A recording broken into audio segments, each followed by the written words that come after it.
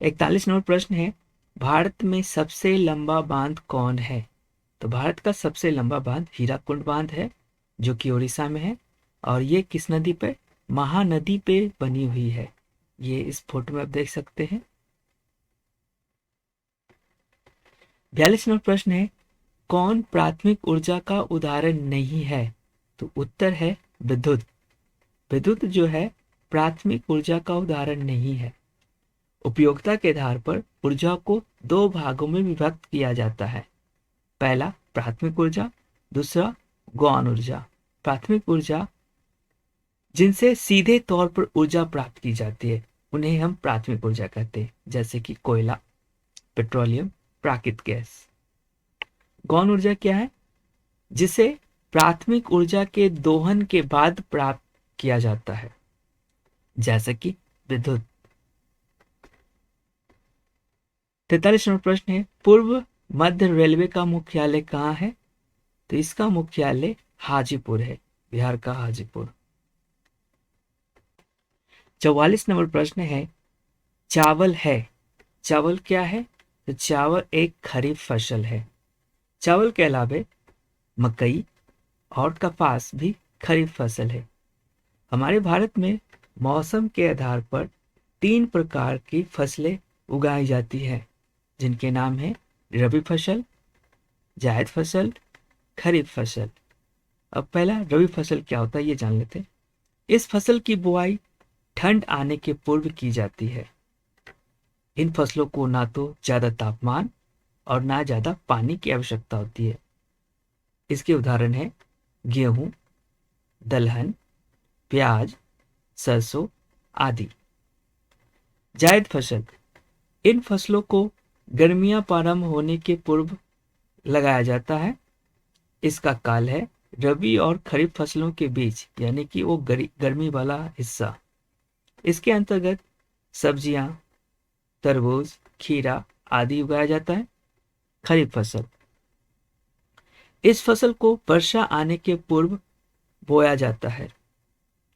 इन फसलों को अधिक पानी की आवश्यकता होती है, जैसे चावल, मकई आदि। 45 नंबर प्रश्न है, निम्न में से कौन निजी क्षेत्र की कंपनियां नहीं है? तो उत्तर है सेल। सेल जो है एक गवर्नमेंट सेक्टर की कंपनी है, जबकि डाबर, बजाज ऑटो लिमिटेड, टिस्को ये सभी निजी कंपनियां यानी कि प्राइवेट सेक्टर की कंपनियां हैं। 46 नंबर प्रश्न है, कौन खनिज कोडरमा से संबंधित है? तो उत्तर है अभ्रक या माइका। इसका संबंध कोडरमा जिले से है, जो कि झारखंड में है। बिहार में अभ्रक नवादा, जमुई और बांका में मिलता है, जबकि चूना पत्थर कैमूर, रोहतास जिलों में और डोलोमाइट कैमूर और रोहतास जिले में ही। 47 नंबर प्रश्न है, ऑपरेशन फ्लड का दूसरा नाम क्या है? तो ऑपरेशन फ्लड का दूसरा नाम श्वेत क्रांति है। इसका संबंध दुग्ध उत्पादन से है। मतलब कि इस समय अचानक से दूध के उत्पादन में काफी वृद्धि हुई थी। भारत में कुछ और भी क्रांतियां हुई हैं, जिसमें हरित क्रांति है। इसका संबंध गेहूं से है। और हरित क्रांति सबसे पहले भारत के हरियाणा एवं पंजाब राज्यों में देखने को मिली। पीली क्रांति का संबंध तिलहन के उत्पादन से यानी कि सरसों के उत्पादन से है। नीली क्रांति का संबंध मत्स्य पालन से है। 48 नंबर प्रश्न है, लीची के उत्पादन के लिए बिहार के कौन दो जिले प्रसिद्ध है? तो उत्तर है मुजफ्फरपुर और वैशाली। मुजफ्फरपुर और वैशाली जिलों में लीची का काफी अधिक उत्पादन होता है। इसके अलावा अन्य फसलों को देख लेते हैं। तंबाकू उत्पादन के लिए बिहार का गंगा का दियारा, जिसमें समस्तीपुर और वैशाली जिले प्रमुख हैं। जूट उत्पादन के लिए उत्तर पूर्वी जिले, जिनमें पूर्णिया, कटिहार, मधेपुर और किशनगंज आते हैं। दलहन उत्पादन के लिए पटना जिला, गन्ना उत्पादन के लिए गंडक नदी वाला क्षेत्र, जिसके अंतर्गत पश्चिमी चंपारण, गोपालगंज, पूर्वी चंपारण। धान उत्पादन के लिए पश्चिमी चंपारण, रोहतास और औरंगाबाद। गेहूं उत्पादन के लिए रोहतास जिला। 39 नंबर प्रश्न है, आय तथा उपभोग का अंतर क्या होता है? तो आय तथा उपभोग का अंतर बचत कहलाता है। बचत होता क्या है? इसका अर्थ है धन को संरक्षित रखना। फिर इसमें एक टर्म आया था विनिमय यानी एक्सचेंज। इसका अर्थ क्या होता है? किसी वस्तु के बदले किसी दूसरी वस्तु का आदान प्रदान करना ही विनिमय कहलाता है। यानी एक वस्तु को बदले दूसरे वस्तु का आदान प्रदान करना विनिमय कहलाता है। मुद्रा क्या होता है? यह सिक्के और कागज का नोट होता है जिसका उपयोग दैनिक जीवन में वस्तुओं की खरीद बिक्री में की जाती है। विभिन्न देशों की मुद्राओं का अलग अलग नाम है, जैसे रुपया, डॉलर, दिनार, रूबल आदि। 50 नंबर प्रश्न है, इनमें से कौन व्यापारिक बैंक की जमा का प्रकार नहीं है? तो उत्तर है अधिविकल्स। अधिविकल्स को अंग्रेजी में ओवरड्राफ्ट कहते हैं। ये होता क्या है ये जान लेते। जब बैंक खाते से उपलब्ध शेष राशि से अधिक निकासी हो जाती है तो ऐसी स्थिति को ओवरड्राफ्ट कहा जाता है। ये संबंध है निकासी से, ना कि जमा से है। कुछ और भी टर्म्स को जान ले, बैंकिंग टर्म्स को, जैसे कि अस्थाई जमा क्या होता है, जैसे फिक्स्ड डिपॉजिट या फिर आम बोलचाल की भाषा में एफडी कहते हैं। एफडी बैंक के पास जमा कराई जाने वाली वह रकम है जिस पर आपको पहले से तय दर के हिसाब से ब्याज मिलता है। आप यह रिटर्न मासिक, तिमाही या सालाना आधार पर ले सकते हैं। एफडी की अवधि पूरी हो जाने पर यानी कि मैच्योरिटी हो जाने के बाद आपको जमा रकम वापस मिल जाती है। बचत जमा या खाता सेविंग अकाउंट क्या होता है इसको भी जान लेते हैं। यह सामान्य नागरिकों का खाता होता है। इस खाता में पैसा जमा करने पर बैंक ब्याज भी देती है, लेकिन पैसे की लेन देन की संख्या सीमित होती है। निर्धारित सीमा से अधिक बार ट्रांजैक्शन करने पर बैंक चार्ज भी काट लेती है। चालू जमा या फिर करेंट डिपॉजिट क्या होता है ये जान ले। यह एक प्रकार का खाता जो है, इसकी विशेषता यह है कि आप दिन भर में इसमें जितनी बार भी पैसा निकाले या जमा करें, इस पे बैंक आपसे कोई चार्ज नहीं काटती है, लेकिन साथ ही इसमें बैंक आपको किसी प्रकार का कोई ब्याज भी नहीं देगी। आवर्ती जमा क्या होता है? रिकरिंग डिपॉजिट या आरडी।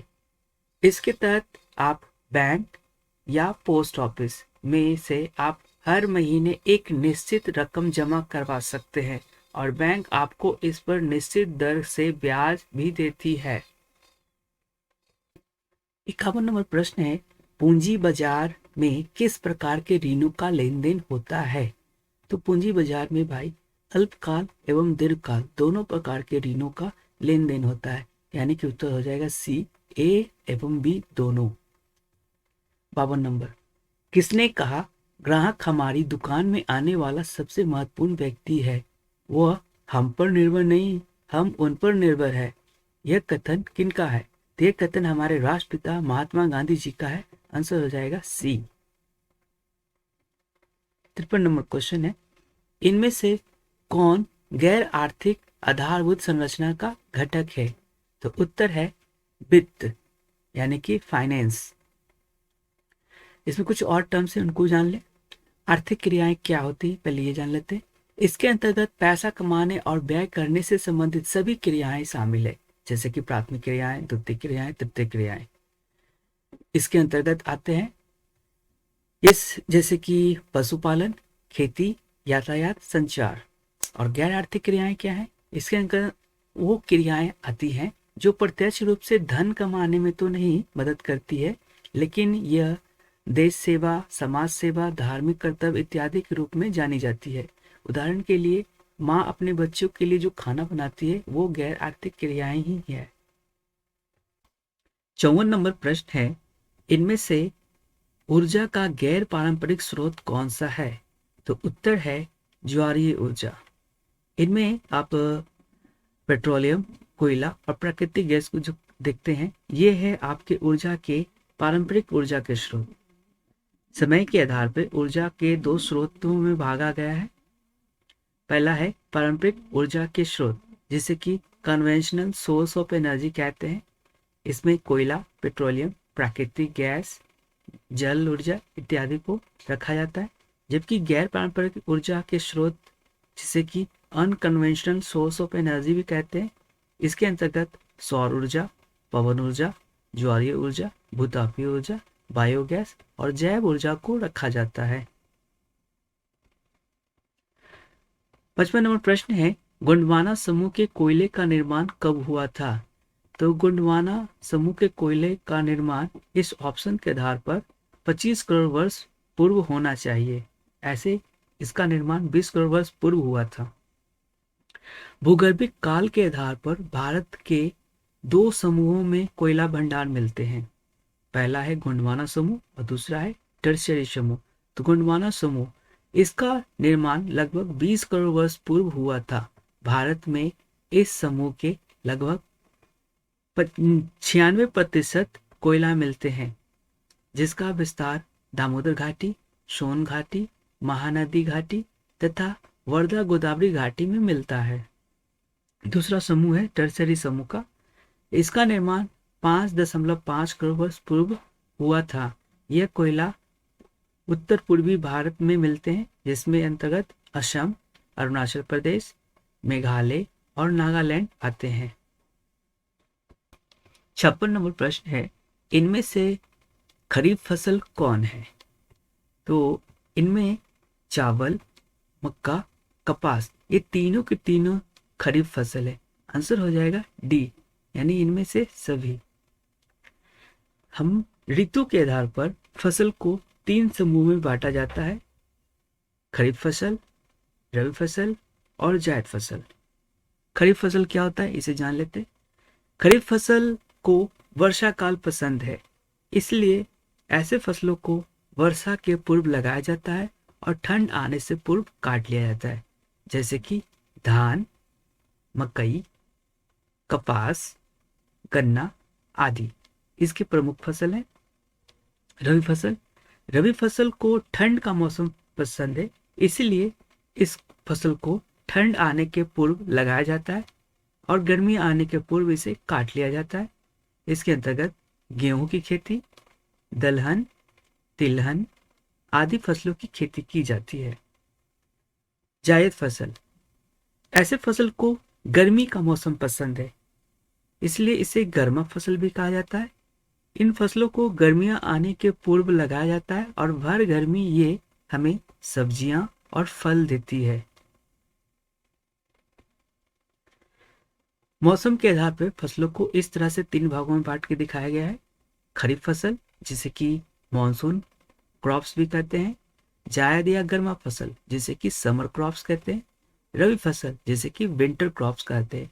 खरीफ फसल को हम लोग जून के महीने में लगाते हैं और अक्टूबर आने तक काट लेते हैं।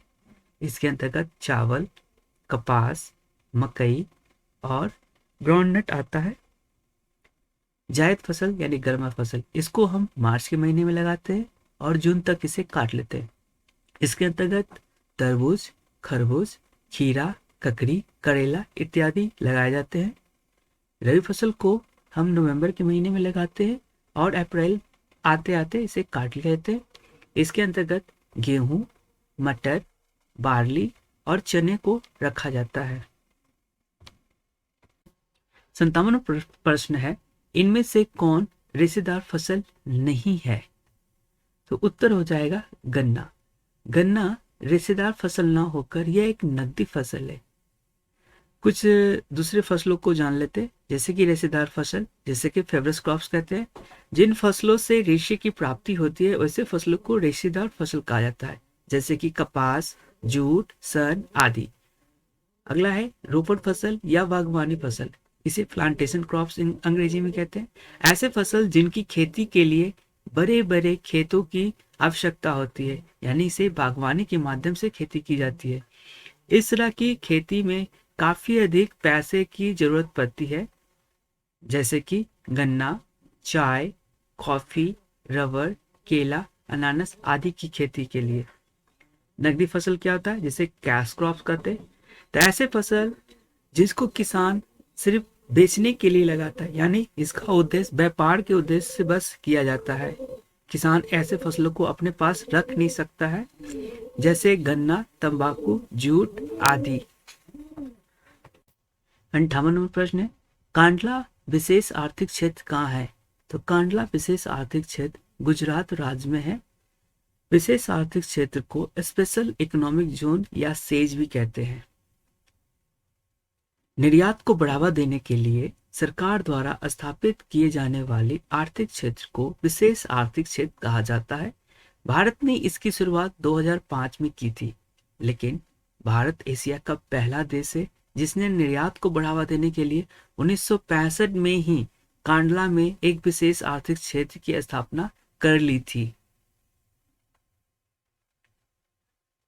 59 नंबर प्रश्न है, गुटेनबर्ग का जन्म कहाँ हुआ था? तो गुटेनबर्ग का जन्म जर्मनी में हुआ था, जर्मनी के मेंज में।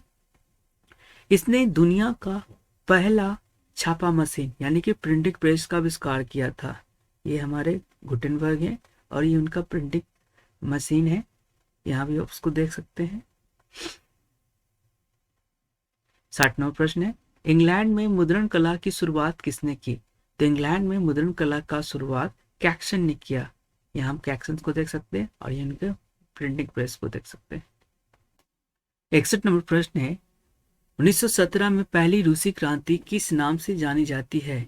तो रूसी क्रांति को अक्टूबर क्रांति के नाम से भी जाना जाता है। रूसी क्रांति अक्टूबर 1917 ईस्वी में हुई थी। यह बोल्शेविक क्रांति के नाम से भी जाना जाता है। यह एक समाजवादी क्रांति थी। इस क्रांति का जो झंडा था उसमें लाल झंडे के ऊपर हसुआ और हथौड़ा को दिखाया गया था। लाल सेना का गठन किसने किया? तो लाल सेना का गठन ट्रॉट्स्की ने किया था। सन 1918 के आसपास लियोन ट्रॉट्स्की ने लाल सेना का गठन किया था। इस सेना का मुख्य सदस्य जो थे श्रमिक और किसान थे। यह सेना को देख सकते हैं जो कि श्रमिक और किसानों का समूह है। 3 नंबर प्रश्न है, ऑल इंडिया मुस्लिम लीग की स्थापना कब हुई? तो ऑल इंडिया मुस्लिम लीग की स्थापना 1906 में ही हुआ था। इसके संस्थापक कौन थे? आगा खान, ख्वाजा सलीम मुल्ला और मोहम्मद अली जिन्ना। इन लोगों ने मिलकर 30 दिसंबर 1906 ईस्वी को ढाका में, जो कि तत्कालीन अभी बांग्लादेश में है, पर मुस्लिम लीग की स्थापना की। ये उसका झंडा था इसका। बाद में यही लीग ने पाकिस्तान की मांग की और पाकिस्तान देश बनाने में इन लोगों का ही हाथ है। 64 नंबर प्रश्न है, तख्त श्री हरमंदिर जी साहिब कहाँ स्थित है? तो तख्त श्री हरमंदिर जी साहिब पटना में स्थित है। सिपाही विद्रोह कब हुआ था? तो सिपाही विद्रोह 1857 ईस्वी में हुआ था। उत्तर प्रदेश के मेरठ में सन 1857 ईस्वी को सिपाही विद्रोह प्रारंभ हुआ। असंतोष का कारण यह बताया जा रहा था कि राइफल में जो सुअर और गाय का चर्बी वाला जो कारतूस इस्तेमाल किया जा रहा है, जिसको लेकर अंग्रेजी सेना में शामिल हिंदू और मुस्लिम सैनिक दोनों ही नाखुश थे। बैरकपुर छावनी के एक सैनिक मंगल पाटने तो इतना नाखुश था कि उसने दिन दहाड़े एक अंग्रेज पदाधिकारी को गोली मारकर हत्या कर दी। 66 नंबर प्रश्न है, श्वेत क्रांति का संबंध अर्थव्यवस्था के किस क्षेत्र से है? तो श्वेत क्रांति का संबंध अर्थव्यवस्था के प्राथमिक क्षेत्र से है। प्राथमिक क्षेत्र वो होता है जिसमें किसान सीधे तौर से भूमि से जुड़ा होता है, जैसे कि कृषि उत्पादन करना, दूध उत्पादन करना, मत्स्य पालन खनन इत्यादि। हम कुछ और भी क्रांतियों को देख ले, जैसे हरित क्रांति। हरित क्रांति का संबंध खाद्यान्न उत्पादन से, भारत में खासकर गेहूं के उत्पादन से हरित क्रांति को जाना जाता है, जो कि पंजाब और हरियाणा क्षेत्र में हुआ था।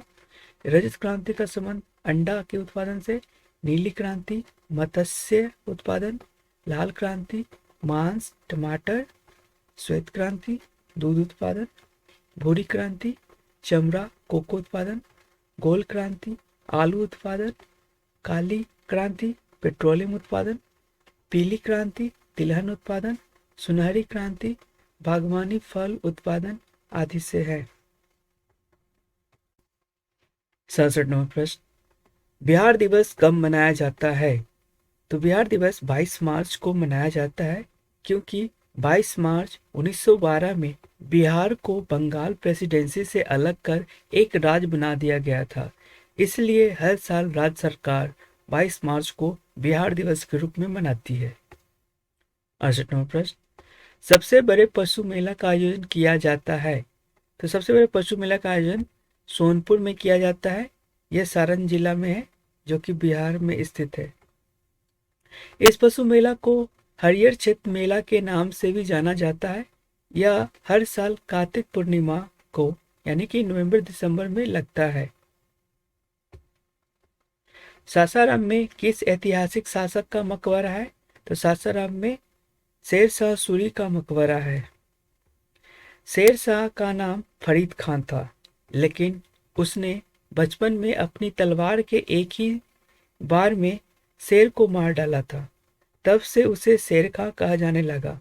शेर शाह सूरी ही वह शासक था जिसने मुगल शासक हुमायूं को हराया था और मुगल काल को 2 भागों में बांट दिया। उसने ग्रैंड ट्रंक रोड यानी जिसे जीटी रोड भी कहते हैं की मरम्मत कराई। फ्लाइंग शटल मशीन का आविष्कार किसने किया? तो फ्लाइंग शटल मशीन का आविष्कार जॉन के ने किया था। यह आविष्कार उसने 1733 ईस्वी में की। 71 नंबर प्रश्न, दुर्गापुर स्टील प्लांट किस राज्य में स्थित है? तो दुर्गापुर स्टील प्लांट पश्चिम बंगाल में स्थित है।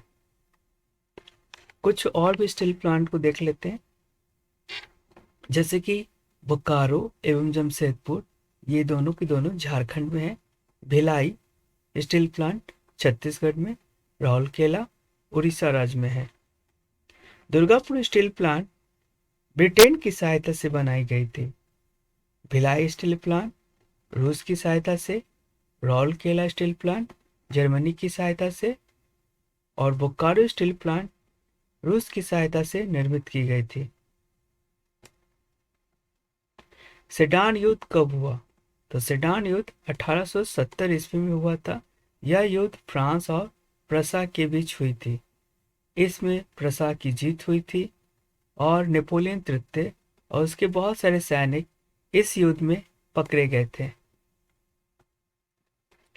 हीगल कौन था? तो हीगल एक दार्शनिक था। यह है हीगल। 74 नंबर प्रश्न है, मार्च 1946 में फ्रांस एवं वियतनाम के बीच होने वाला समझौता किस नाम से जाना जाता है? तो उत्तर है हनोई समझौता। हनोई वियतनाम की राजधानी है और वियतनाम इंडो चाइना का एक देश है। इंडो चाइना के अंतर्गत पहले भी बता चुके 5 देश आते हैं, जिसमें म्यांमार, थाईलैंड, कंबोडिया, लाओस और वियतनाम। बंगाल विभाजन कब निरस्त किया गया? तो बंगाल विभाजन सन 1911 में निरस्त किया गया। बंगाल विभाजन 16 अक्टूबर 1905 ईस्वी में वायसराय लॉर्ड कर्जन के द्वारा किया गया था। यह है वायसराय लॉर्ड कर्जन। परंतु इसको सन 1911 ईस्वी में लॉर्ड हार्डिंग के द्वारा इसे रद्द कर दिया गया। यह पूर्व का बंगाल है, जिसे आप देख सकते हैं कितना बड़ा था। 76 नंबर प्रश्न है, किस भूकंपीय तरंग की गहनता सबसे कम होती है? तो उत्तर है एल वेव्स। भूकंपीय तरंगे 3 प्रकार की होती है, P waves, S waves, L waves. P waves क्या होता है? इसका संचरण ध्वनि तरंगों के समान होता है, इन्हें प्राथमिक वेव्स कहा जाता है। यह ठोस, तरल एवं गैस सभी माध्यमों से होकर गुजर सकती है। यह सर्वाधिक तीव्र गति से चलने वाली तरंगे हैं। एस वेव्स, ये तरंगे धरातल पर पी वेव्स के बाद पहुंचती है। इन्हें द्वितीयक तरंग यानी कि सेकेंडरी वेव्स के नाम से जाना जाता है। इन्हें बॉडी वेव्स भी कहा जाता है क्योंकि ये तरंगे सिर्फ ठोस माध्यमों से होकर गुजर सकती है, जबकि तरल पदार्थ में यह पूरी तरह से गायब हो जाती है। एल वेव्स, यह तरंग अन्य तरंगों की अपेक्षा धीमी गति से चलती है, परंतु धरातल पर सबसे अधिक नुकसान इन्हीं तरंगों से होती है। यह तरंगे ऊपरी धरातल पर चलती है, इसलिए इसे धरातलीय तरंगे कहा जाता है। 77 नंबर प्रश्न, कुल जल का कितना प्रतिशत भाग महासागर में है? तो कुल जल का 97% भाग महासागर में, जबकि 3% भाग जो जल है वो नदी, तालाब, झील, ग्लेशियर, भूमिगत जल, जलवाष्प एवं बादल के रूप में मौजूद है। 78 नंबर प्रश्न, बिहार की किस नदी पर नदी घाटी परियोजना नहीं है? तो उत्तर है पुनपुन नदी पर। जबकि अन्य 3 नदियां सोन, जिसे मैप में हम यहाँ देख सकते हैं, यहाँ सोन, गंडक और कोसी नदी, इन 3 नदियों के ऊपर नदी घाटी परियोजनाओं का निर्माण किया गया है। यह है सोन नदी पर बनाया गया बांध, ये कोसी नदी पर बनाया गया बैराज है और ये गंडक नदी पर बनाया गया बैराज है। गेहूं फसल है, तो गेहूं एक रबी फसल है। हम कुछ और अन्य रबी फसलों को जान ले। अन्य रबी फसल में मटर, सरसों, चना, ये तीनों भी है। ऋतु के आधार पर फसलों को 3 समूह में बांटा गया है, खरीफ, रबी एवं जायद। खरीफ फसल, यह वर्षा पसंद करने वाला फसल होता है। इन फसलों को वर्षा के पूर्व लगाया जाता है और ठंड आने के पूर्व काट लिया जाता है, जैसे कि धान, कपास, मक्का, गन्ना आदि। रबी फसल, यह फसलें ठंड पसंद करती है, इसलिए इनको ठंड आने के पूर्व लगाया जाता है और गर्मियां आने के पूर्व काट लिया जाता है, जैसे गेहूं, दलहन, तिलहन फसल आदि। जायद फसल, यह फसल गर्मियां सहन कर सकती है, इसलिए इनको गर्मा फसल भी कहा जाता है। इनको गर्मियां आने के पूर्व लगाया जाता है और वर्षा काल तक इनसे सब्जियां एवं फल प्राप्त किए जाते हैं। 80 नंबर प्रश्न है, बलवंत राय मेहता समिति का संबंध किससे है? तो बलवंत राय मेहता समिति का संबंध पंचायती राज व्यवस्था से है। सन 1956 ईस्वी में बलवंत राय मेहता की अध्यक्षता में एक समिति का गठन किया गया, जिसे बलवंत राय मेहता समिति कहते हैं। इस समिति ने 1957 में एक रिपोर्ट प्रस्तुत की, जिसमें पंचायती राज व्यवस्था लागू करने की सिफारिश की गई थी। ये हमारे बलवंत राय मेहता जी हैं।